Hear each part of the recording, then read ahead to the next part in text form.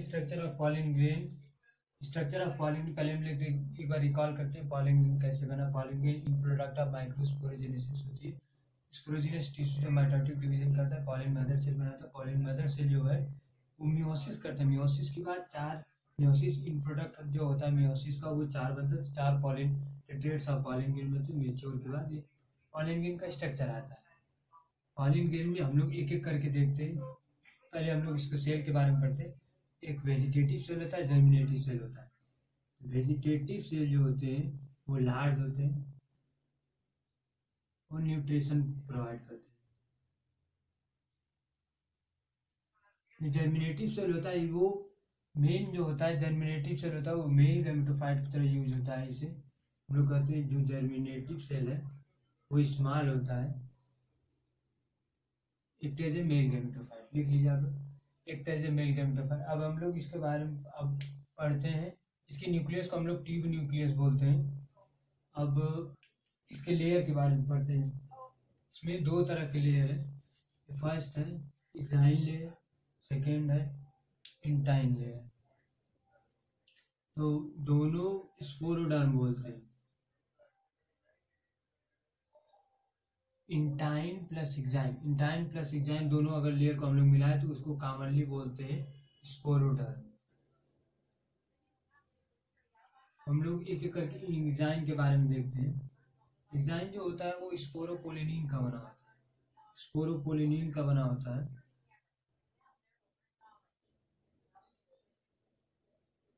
जो intine layer होती है वो पेक्टोसेल्यूलोज की बनी थी।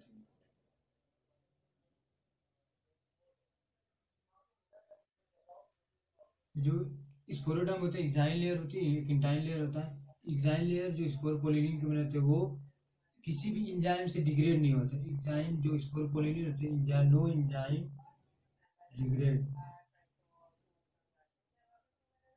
हाई टेम्परेचर पे भी डिग्रेड नहीं होता है ये। हाई टेम्परेचर पे भी जो स्पोरोपोलिनिन वो फंक्शन करता रहता है। तो पॉलिन ग्रेन जो होती है वो, क्योंकि पॉलिन ग्रेन बहुत दिनों तक ही ऐसे पड़ी रहती है कहीं भी, तो जब भी वो मिट्टी में जाती है तो वो जर्मिनेट कर जाती है। वो स्पोरोपोलिनिन की, क्योंकि हाई कोई भी एंजाइम डिग्रेड नहीं कर सकती स्पोरोपोलिनिन को। हाई टेम्परेचर पे भी ये परसिस्ट करता है।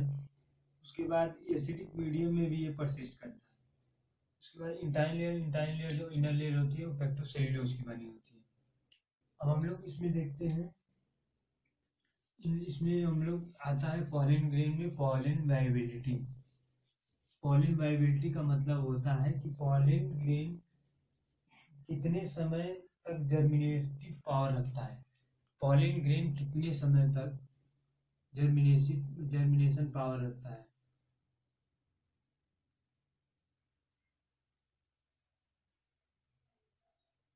पॉलिन वाइबिलिटी मतलब होती है समय होती है। तो लिख लीजिए time viable to germinate the pollen. Pollen grain जितने टाइम के बाद होता है जर्मिनेट कर सकता है उतने को हम लोग पॉलिन वाइबिलिटी बोलते हैं। 30 मिनट्स होती है राइस एंड व्हीट में।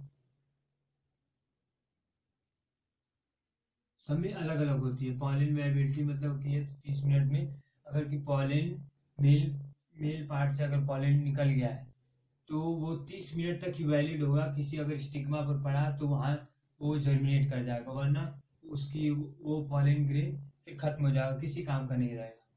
पॉलिन ग्रेन, जब पॉलिन ग्रेन को हम लोग स्टोर करते हैं, पॉलिन ग्रेन होता है -196 डिग्री सेल्सियस नाइट्रोजन में स्टोर करते हैं, जिसे हम लोग क्रायो प्रिजर्वेशन भी कहते हैं। अब लोग देखते हैं, अब अगला टॉपिक है पॉलिन एलर्जी। पॉलिन एलर्जी नाम सुन के, ये तो पॉलिन से जो एलर्जी होती है पॉलिन एलर्जी बोलते हैं उसे।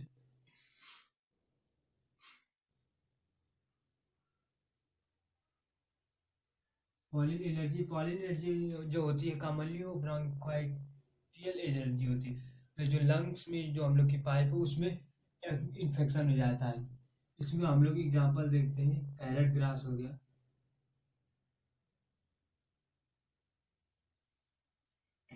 पार्थेनियम हो गया।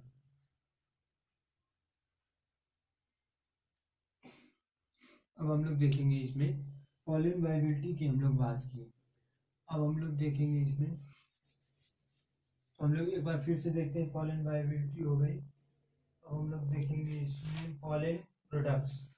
पॉलन प्रोडक्ट्स जनरली कलेक्ट किए जाते हैं। पॉलन प्रोडक्ट्स जो होते हैं, पॉलन प्रोडक्ट हम लोग देखते हैं।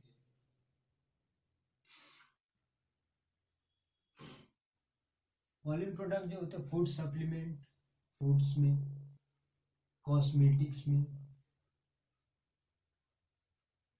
क्रीम्स में। पॉलन में हम लोग देखते हैं पॉलन का प्रोटीन होता है, प्रोटीन इसमें 7 to 26% होता है। कार्बोहाइड्रेट 24 to 48% होता है। फैट देखते हैं, फैट 0.9 to 14.7% होता है। इसमें मेन पॉलन प्रोडक्ट है, जो पॉलन से जो प्रोडक्ट बनते हैं हम लोग पॉलन प्रोडक्ट बोलते हैं। फूड, कॉस्मेटिक और क्रीम्स में यूज होता है। पॉलन में जो प्रोटीन होता है, प्रोटीन 7 to 26% होती है। कार्बोहाइड्रेट 24 to 48% होता है। फैट जो 9.9 to 14.7% होती है। हम लोग देखते हैं इसमें एथलीट्स, जो एथलीट्स होते हैं,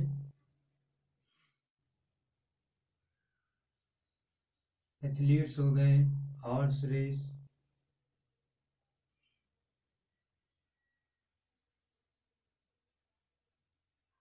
रेस वाले जो हॉर्स होते हैं वो पॉलन प्रोडक्ट यूज होते हैं। और हम लोग देखते हैं एक बार फिर से देखते हैं, जो जर्मिनेटिव सेल होते हैं, वेजिटेटिव सेल होते हैं, वो जब वेजिटेटिव सेल जो होता है वो लार्ज होता है, न्यूट्रिशन प्रोवाइड कराता है। जनरेटिव सेल जो स्मॉल होते हैं, वो मेन एक्चुअली मेल गैमेटोफाइट की तरह यूज होते हैं। इसमें न्यूक्लियस को हम लोग ट्यूब न्यूक्लियस कहते हैं। इसमें 2 लेयर होती है, एक्साइन और इंटाइन लेयर होती है। जर्म पोर होता है जिसमें हम लोग ये मेल गैमेटोफाइट निकलता है।